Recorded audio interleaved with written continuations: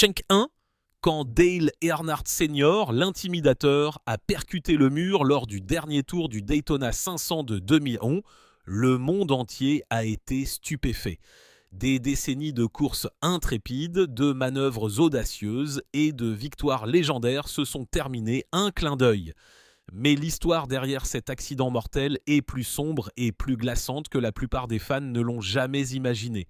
De nouveaux détails sur la collision révèlent le chaos une fraction de seconde, les forces qu'aucun pilote ne devrait endurer et les leçons de sécurité que la mort d'Earnhardt a imposées à la NASCAR. Ce qui s'est réellement passé dans ces derniers instants vous laissera mal à l'aise et vous montrera à quel point même les plus grandes légendes peuvent être fragiles. Alors, cet accident aurait-il pu être évité ? Rejoignez-nous alors que nous levons le voile et révélons la vérité choquante sur les derniers instants de Dale Earnhardt. Né pour courir, la jeunesse de Dale Earnhardt.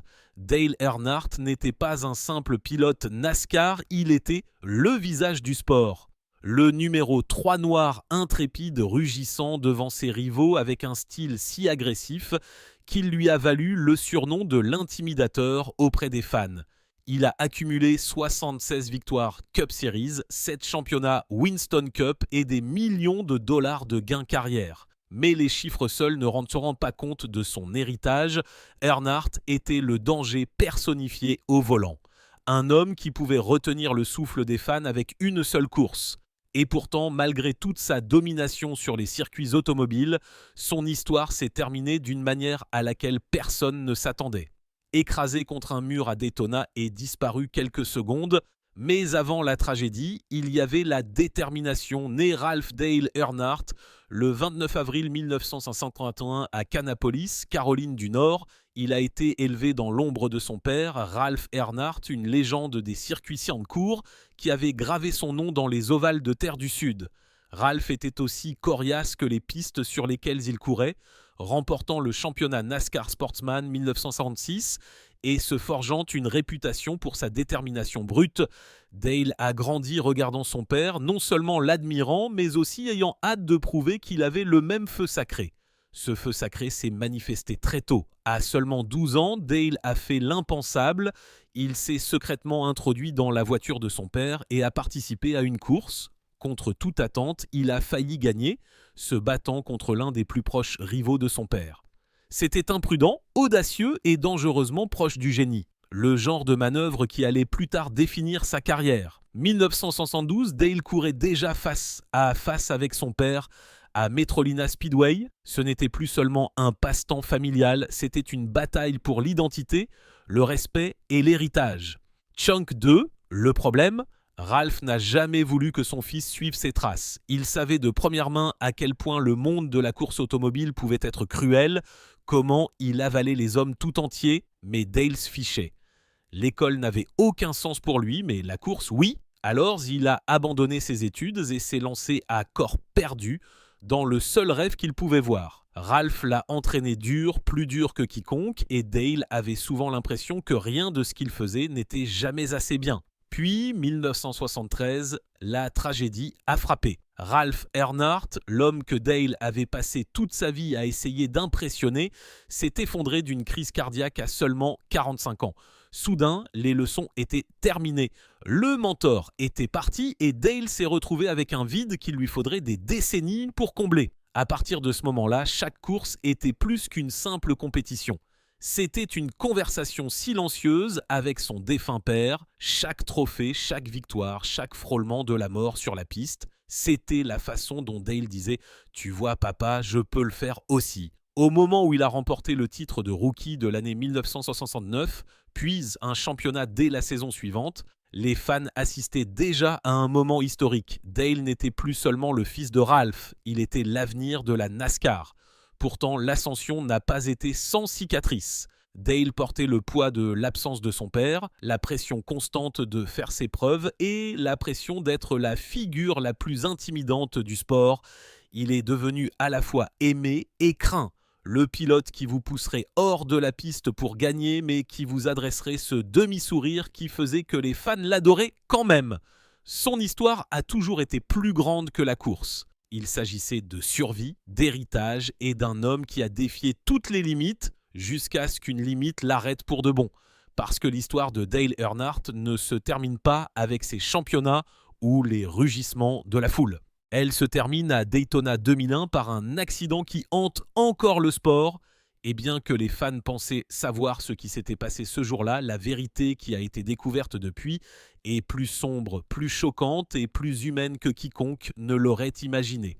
Les mariages de Dale Earnhardt. Au volant, Dale Earnhardt Sr. était intouchable, intrépide, implacable, un homme qui regardait le danger droit dans les yeux sans ciller. Mais loin de la piste, sa vie personnelle racontait une histoire différente. Une histoire marquée par l'amour, le chagrin et les secondes chances. Earnhardt n'était pas seulement une légende. Chunk 3, il était aussi un mari et un père, des rôles qui comportaient leur propre rebondissement. Tout a commencé en 1968, lorsque Earnhardt, âgé de 17 ans, a épousé Lathan Brown, sa petite amie du lycée. Il n'était qu'un adolescent avec de grands rêves, mais assez vite, la vie est devenue sérieuse. 1 an plus tard, ils ont accueilli leur premier fils, Cary. Pourtant, la relation du jeune couple n'a pas pu survivre au poids de grandir trop vite. 1970, leur mariage s'est terminé par un divorce, laissant Earnhardt père à seulement 19 ans, mais Dale n'est pas resté seul longtemps. 1971, il s'est remarié, cette fois avec Brenda G, la fille du constructeur de voitures NASCAR Robert G, une connexion qui a maintenu la course automobile dans les veines de la famille. Avec Brenda, Earnhardt a eu 2 autres enfants, Kelly 1972 et Dale Earnhardt Jr. 1974. Pendant un moment, il a semblé que Dale avait trouvé ses marques, équilibrant sa famille et sa carrière de pilote pleine ascension. Mais les fissures se sont montrées rapidement. Peu de temps après la naissance de Dale Jr., le mariage s'est effondré et une fois de plus, Earnhardt s'est retrouvé à recommencer à zéro. Puis est venue Teresa Houston. Leur mariage 1982 a marqué le début de ce qui allait être la relation la plus longue et la plus durable d'Earnhardt. Teresa n'était pas seulement une épouse, elle était une partenaire qui comprenait le monde de Dale, un monde à enjeux élevés et rempli d'adrénaline.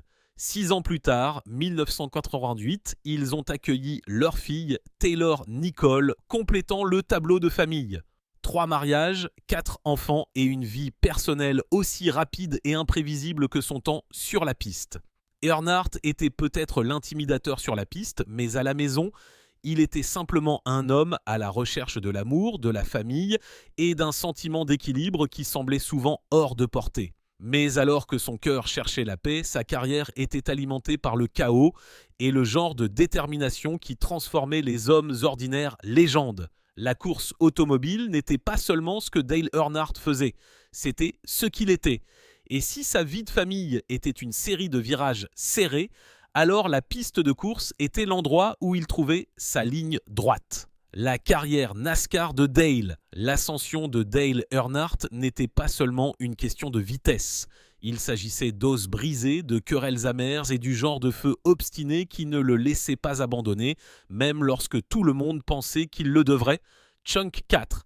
Il a fait ses débuts Winston Cup 1975 au Charlotte Motor Speedway, grimpant dans la Dodge Charger numéro 8 comme un homme avec quelque chose à prouver. Il n'a pas gagné ce jour-là. Il a terminé 22e, à peine devant un pilote qui allait plus tard devenir son patron, Richard Childress. Mais la façon dont il s'est battu avec cette voiture a dit une chose au monde entier. Ce rookie n'était pas seulement heureux d'être là. Il était là pour se battre.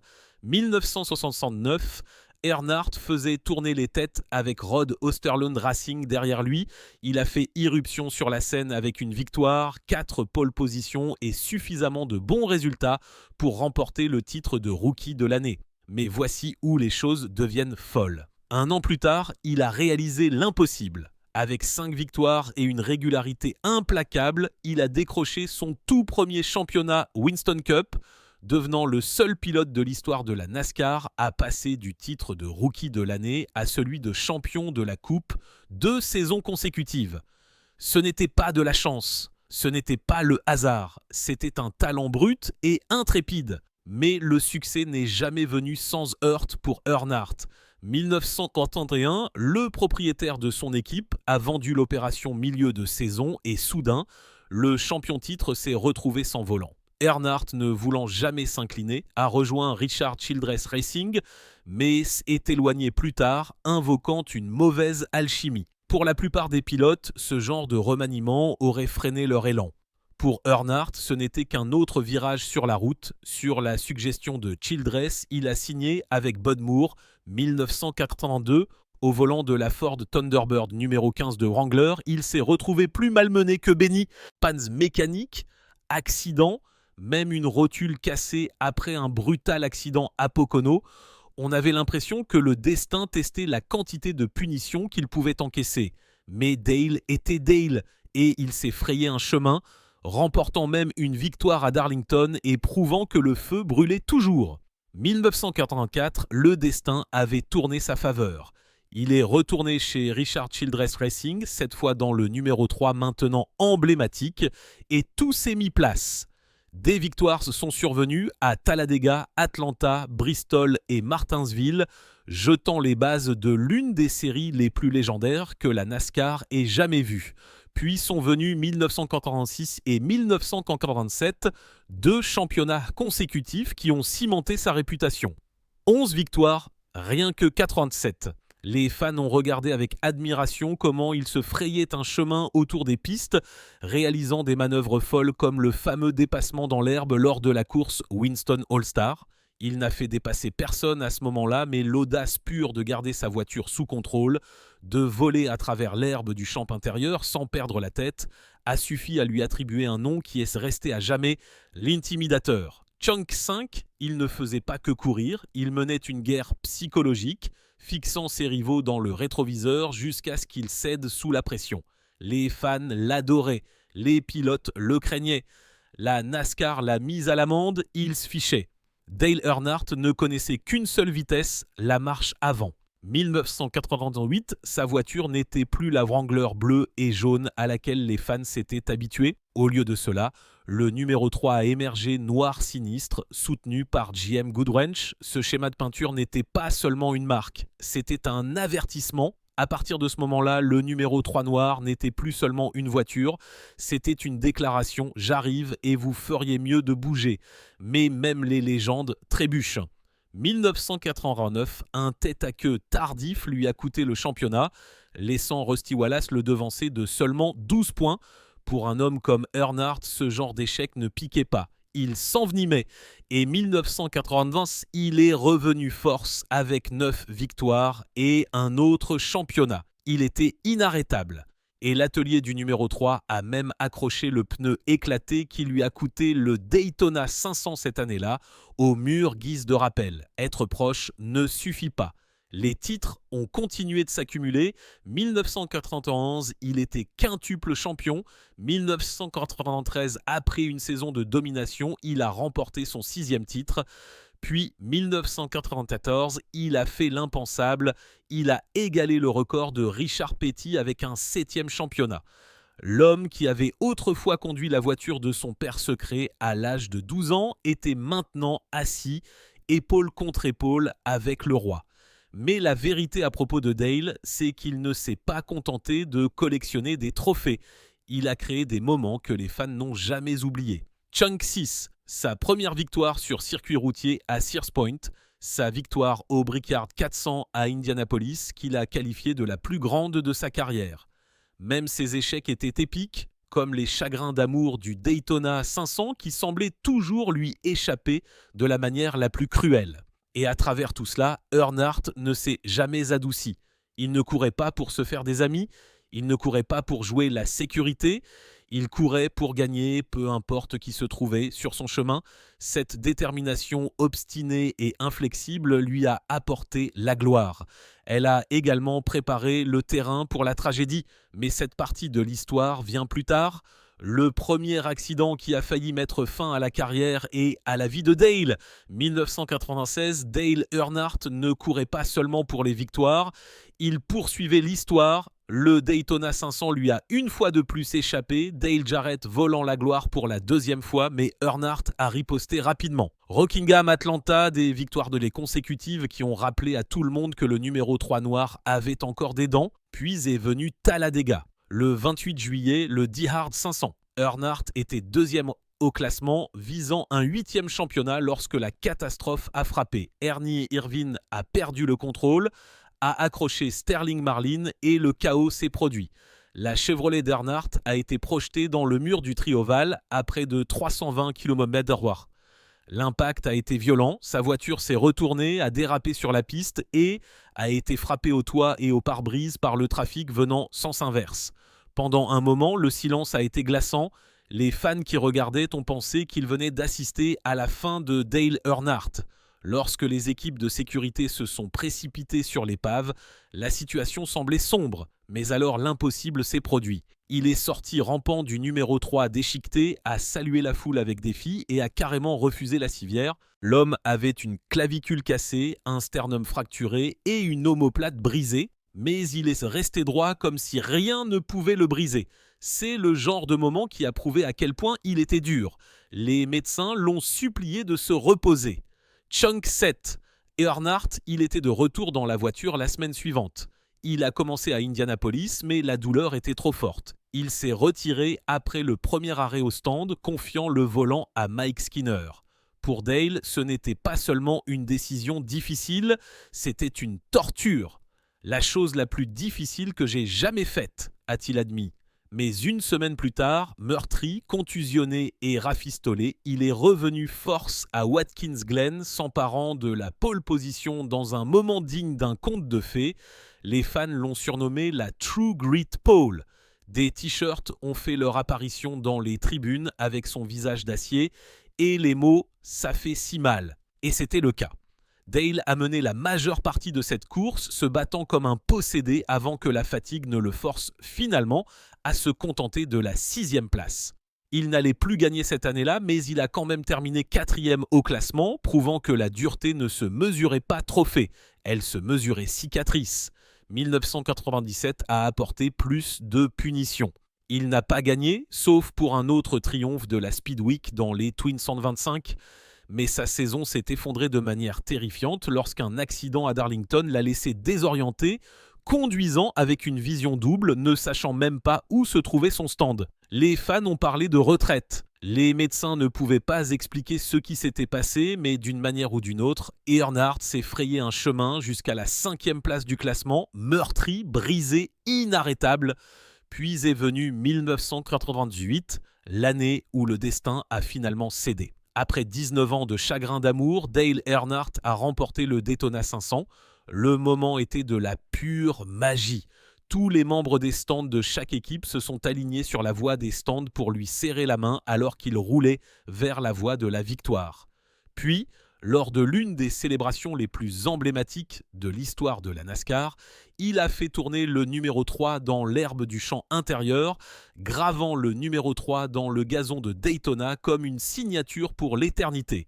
Il a levé les bras, a regardé les fans et a déclaré « Nous l'avons gagné ». Nous l'avons gagné, nous l'avons gagné. Pour un homme qui avait couru après cette course pendant 2 décennies, c'était la rédemption dans sa forme la plus pure. Mais la course ANA automobile a une façon cruelle d'équilibrer le triomphe avec le tourment.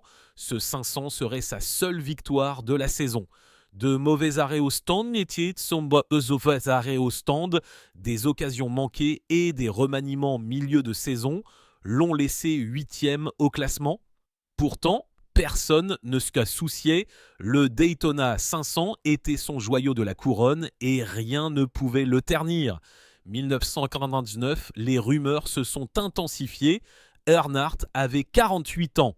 Son fils Dale Jr. gravissait les échelons. Chunk 8, les rumeurs de retraite ont circulé, mais Dale n'avait pas fini d'écrire son histoire. Cette année-là, il a balayé les 2 courses à Talladega, fléchissant la plaque de restriction qui était devenue sa signature. Puis est venu Bristol. Avec des pneus usés, il s'est heurté à Terry Labonte dans les derniers tours. Le coup de pouce, le tête-à-queue, les huées, la citation qui résonnerait à jamais. Je ne voulais pas le faire tourner, je voulais juste secouer sa cage. Du Earnhardt vintage. Impitoyable, impénitent et inoubliable. L'an 2000 a apporté quelque chose de plus. La renaissance, une opération du cou, avait finalement corrigé la douleur persistante de ce brutal accident de Talladega 96 et soudain, l'intimidateur avait l'air à nouveau dangereux. À Atlanta, il a devancé Bobby Labonté de 0,10 secondes lors d'une arrivée photo qui a fait se lever les fans. À Talladega, il est passé de la 17e à la 1 replace dans les 4 derniers tours. Un retour force si fou qu'il est devenu le folklore de la NASCAR. La prime noble d'1 million de dollars était à lui, ainsi que sa 10e victoire à Talladega. Pour un homme approchant la cinquantaine, il avait l'air intemporel, intrépide et plus affamé que jamais. À la fin de la saison, il avait accumulé 2 victoires, 13 top 5 et une moyenne d'arrivée suffisamment bonne pour le placer 2e au classement. Un 8e championnat lui a échappé, mais tous ceux qui regardaient savaient que Earnhardt était loin d'avoir terminé. Les nouveaux détails. L'accident de Dale Earnhardt. Tour 5. L'après-midi du 18 février 2001, l'impensable s'est produit. L'homme qu'on appelait l'intimidateur a percuté le mur de face lors du dernier tour du Daytona 500. Dale Earnhardt n'était pas un simple coureur à la recherche de la gloire. Il bloquait, protégeait et jouait la défense pour que son fils Dale Jr. et son coéquipier Michael Waltrip puissent se battre pour la victoire. Mais un clin d'œil, cet acte final d'altruisme s'est transformé tragédie. La collision a été brutale. Chunk 9, un contact avec Sterling Marlin, a fait glisser la Chevrolet numéro 3 noire d'Earnhardt et lorsqu'il s'est battu pour la corriger, sa voiture a accroché Ken Schrader et a été projetée directement dans le mur de béton à près de 257 km/h. L'impact n'était pas surmontable. À cet instant, Earnhardt a subi une fracture de la base du crâne, une blessure mortelle qui l'a tué instantanément avant même que les équipes de secours ne puissent atteindre l'épave. À 17h16, les médecins du Halifax Medical Center ont prononcé le décès de la légende. Il avait 49 ans et juste comme ça, le guerrier le plus féroce du sport avait disparu. Mais c'est là que l'histoire devient glaçante. L'accident de Dale Earnhardt n'était pas un simple accident bizarre. Il était le 4e pilote seulement 8 mois à mourir du même type exact de blessure. Adam Petty, Kenny Irwin Jr. et Tony Roper avaient tous subi des fractures de la base du crâne et des accidents menant à Daytona. La NASCAR avait été avertie, mais le changement est arrivé trop tard. Des millions de personnes ont regardé direct le déroulement de l'accident. Michael Waltrip, le pilote d'Earnhardt, a franchi la ligne d'arrivée pour remporter la plus grande victoire de sa vie. Dale Jr. terminant juste derrière lui, mais derrière eux, dans le virage 4, la plus grande star de la NASCAR gisait immobile. Les caméras se sont rapidement détournées. Schrader, qui s'était approché de la voiture déchiquetée de Dale, a admis plus tard ce qu'il avait vu. Je savais qu'il était mort. Il a fait des signes frénétiques aux ambulanciers, mais au fond de lui, il avait déjà compris. Lorsque le président de la NASCAR, Mike Elton, s'est finalement présenté devant les journalistes moins de 2 heures plus tard, ces mots ont brisé le sport 2. C'est sans aucun doute l'une des annonces les plus difficiles que j'ai jamais eu à faire. Nous avons perdu Dale Earnhardt, les conséquences ont été sismiques, les fans ont pleuré, les pilotes ont été ébranlés et la NASCAR ne pouvait plus détourner le regard de la vérité. Pendant des années, Earnhardt s'était élevé contre les courses à plaques de restriction sur les super speedways comme Daytona, avertissant que le style de course peloton qu'elle créait était dangereux. Quelques mois plus tôt, après une course difficile et remplie d'accidents, il avait dit à Richard Childress, son propriétaire de voitures et ami de longue date, « S'ils ne font rien à ces voitures, ça va finir par tuer quelqu'un. » Ces mots sont devenus une prophétie obsédante. Mais la mort d'Earnhardt a forcé la NASCAR à enfin agir. Quelques mois, le sport a rendu obligatoire le dispositif HANS, une attache de tête et de cou à laquelle de nombreux pilotes avaient résisté. Des barrières plus sûres ont été installées sur les ovales à grande vitesse. Chunk 10, les sièges et les ceintures ont été redessinés. Et finalement, le sport a déployé la voiture de demain, construite avec la survie à l'esprit. Depuis la mort d'Earnhardt, aucun pilote n'a été tué dans les 3 premières divisions de la NASCAR. L'homme qui vivait repoussant les limites est finalement devenu la raison pour laquelle ces limites ont été réécrites. L'enquête officielle était glaçante dans ses détails. La voiture d'Earnhardt a heurté le mur à un angle compris entre 55 et 59 d'euros à une vitesse d'environ 253 à 261 km/h. L'impact a duré seulement 80 millisecondes, mais a transporté la force d'une chute de près de 19 mètres dans les airs. C'était une violence au-delà de ce que le corps humain pouvait endurer. Cette petite erreur, cette minuscule fenêtre de malchance portait le poids de la finalité. Les funérailles de Dale Earnhardt, 4 jours plus tard à Charlotte, ont attiré des milliers de personnes. Coéquipiers, rivaux, célébrités et fans se sont tous réunis pour dire adieu à l'homme qui avait défini une époque. Son numéro 3 noir ne courait plus jamais dans la Cup Series de la NASCAR. Earnhardt n'était pas invincible et c'est ce qui a ébranlé le monde. Pendant des décennies, les fans avaient cru que l'intimidateur était intouchable. Un homme qui pouvait regarder la mort droit dans les yeux à 320 km/h et se sortir avec un sourire narquois. Mais cet après-midi de février à Daytona, la réalité s'est écrasée plus fort qu'aucune voiture ne pourrait jamais le faire. Sa mort n'était pas seulement la fin d'une carrière. C'était le début d'une nouvelle NASCAR, une NASCAR plus sûre. Et d'une certaine manière, la plus grande victoire de Dale n'est pas survenue lors de l'une de ses 76 victoires ou de ses 7 championnats, mais dans la vie de chaque pilote qui est sorti d'une épave après 2001 et s'est allé. Les conséquences de la mort de Dale. La mort d'Earnhardt n'a pas seulement ébranlé la NASCAR, elle a figé toute une nation dans l'incrédulité. Les titres ont hurlé, un journal l'a qualifié de Black Sunday et les fans à travers le pays sont restés stupéfaits. Ces funérailles ont eu lieu rapidement, seulement 4 jours plus tard, le 22 février 2001, à l'église Calvary de Charlotte, Caroline du Nord. Des milliers de personnes ont afflué tandis que des millions d'autres pleuraient de loin. Mais le deuil a une façon désagréable de se transformer colère. Et pour de nombreux fans, cette colère avait une cible, Sterling Marlin.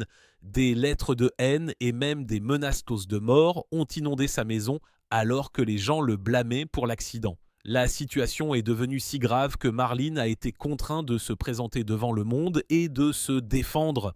Shank 11, ses mots étaient crus, sa voix lourde. Je n'ai certainement rien fait d'intentionnel, nous étions juste train de nous battre de toutes nos forces pour le dernier tour du Daytona 500. Tout le monde se donnait à fond. La voiture de Dale s'est retrouvée au milieu à 3 de front avec Ken Schrader. J'étais aussi bas que possible. J'ai regardé la cassette une seule fois et c'est tout ce que je veux voir.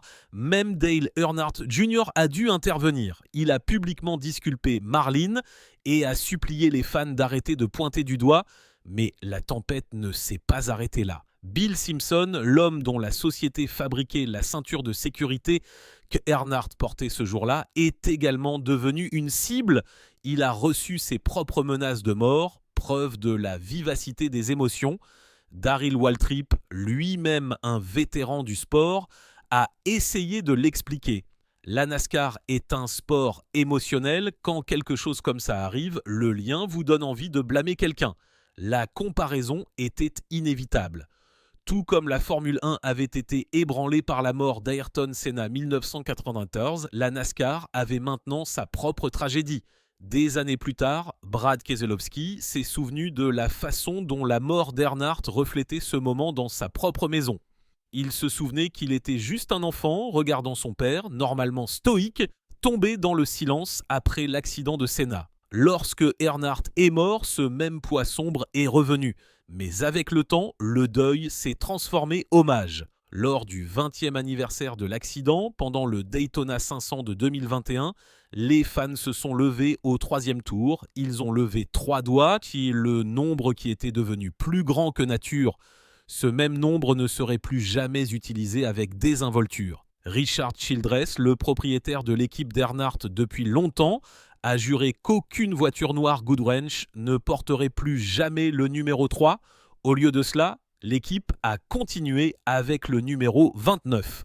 La peinture a changé, les rayures se sont déplacées, mais un petit autocollant numéro 3 était toujours présent. Pendant plus d'une décennie, ce petit numéro est resté discrètement sur la voiture, un rappel de qui avait construit l'héritage qu'il portait.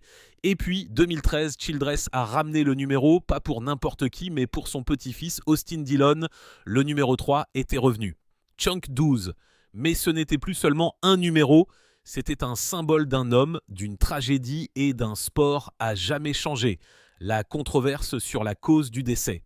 5 jours après la mort de Dale Earnhardt, la NASCAR a finalement brisé son silence. Lors d'une conférence de presse tendue, les responsables ont lâché une bombe. La ceinture de sécurité gauche de son harnais de siège s'était cassée. Selon l'expert médical de la NASCAR, le Dr Steve Bohannon, cette défaillance a permis au menton d'Earnhardt de heurter le volant, lui brisant le cou et causant la fracture mortelle de la base du crâne.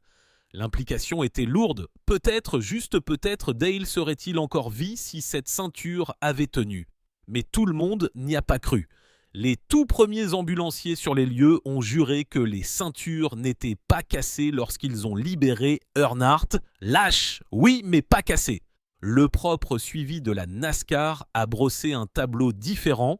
Les enquêteurs ont affirmé que la boucle du harnais de Dale était décentrée de plusieurs centimètres, ce qui, selon eux, était impossible à moins que la ceinture ne se soit déchirée. Les fans et les experts ont été laissés dans un brouillard de confusion.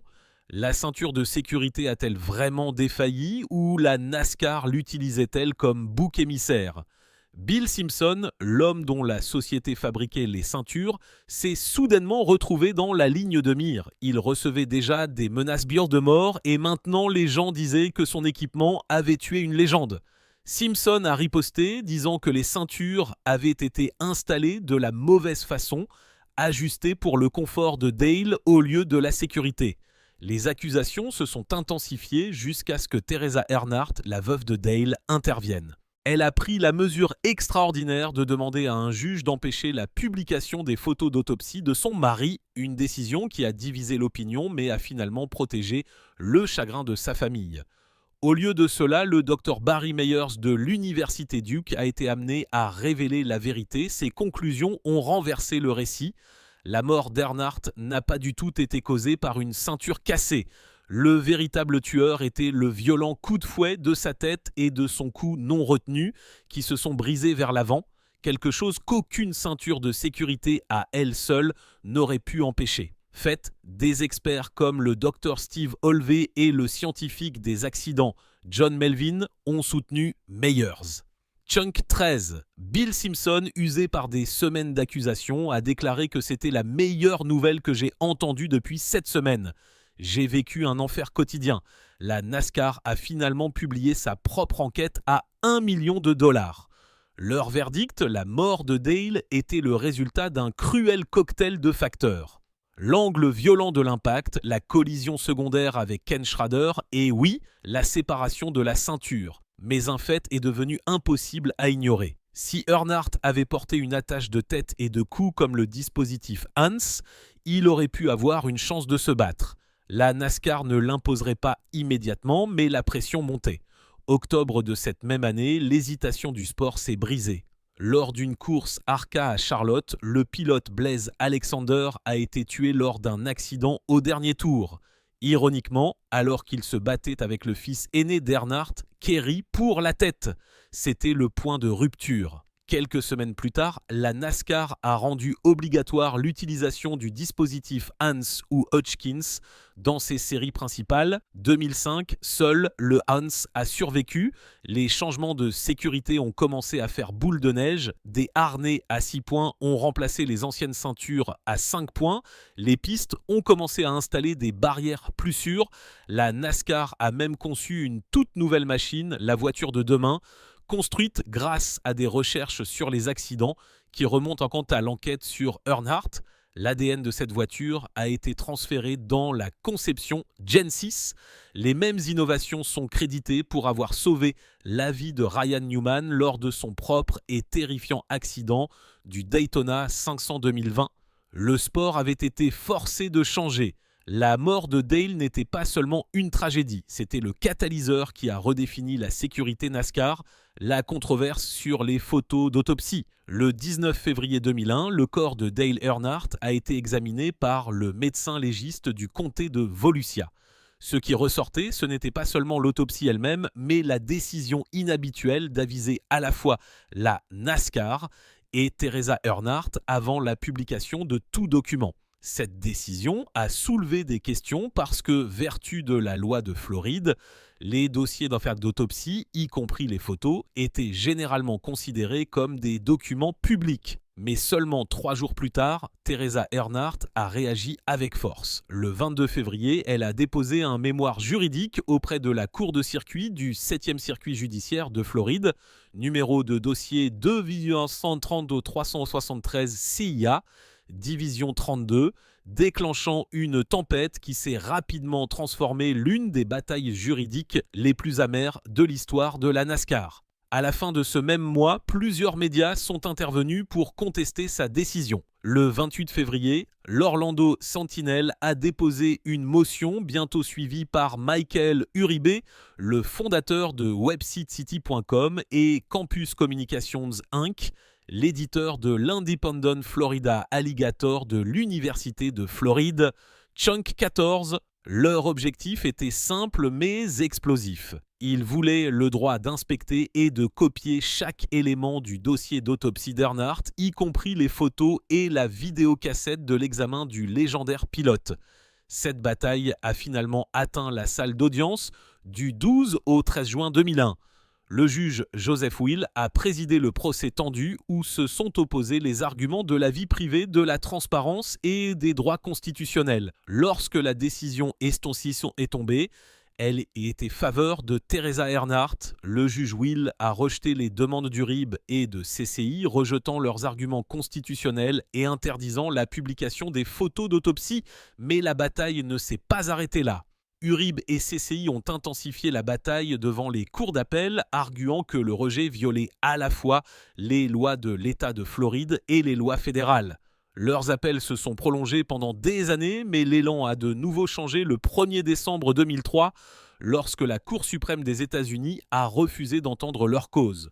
Le rejet a effectivement mis fin à la guerre juridique, assurant la victoire de Teresa Earnhardt et maintenant les photos d'autopsie scellées à jamais. Les retombées ne sont pas restées cantonnées à la NASCAR. La controverse a jeté une ombre sur la façon dont les décès de célébrités étaient gérés à l'ère numérique. À peine un an plus tard, avril 2002, une autre tragédie a frappé. La chanteuse de TLC, Lisa Left Eye Lopes, a été tuée dans un accident de voiture au Honduras. Quelques jours, des photos d'autopsie graphique de Lopes ont commencé à circuler ligne, alimentant l'indignation et rouvrant les mêmes questions éthiques soulevées par l'affaire Earnhardt. Le droit du public à savoir doit-il jamais l'emporter sur la dignité et la vie privée des morts ? Fin de compte, la mort de Dale Earnhardt n'a pas seulement changé la course automobile, elle a changé la conversation autour de la vie privée, de l'éthique des médias et de la mince ligne entre la curiosité publique et le respect humain. Son accident a redéfini la sécurité NASCAR et la bataille juridique de sa veuve a redéfini jusqu'où les familles pouvaient aller pour protéger l'héritage d'un être cher.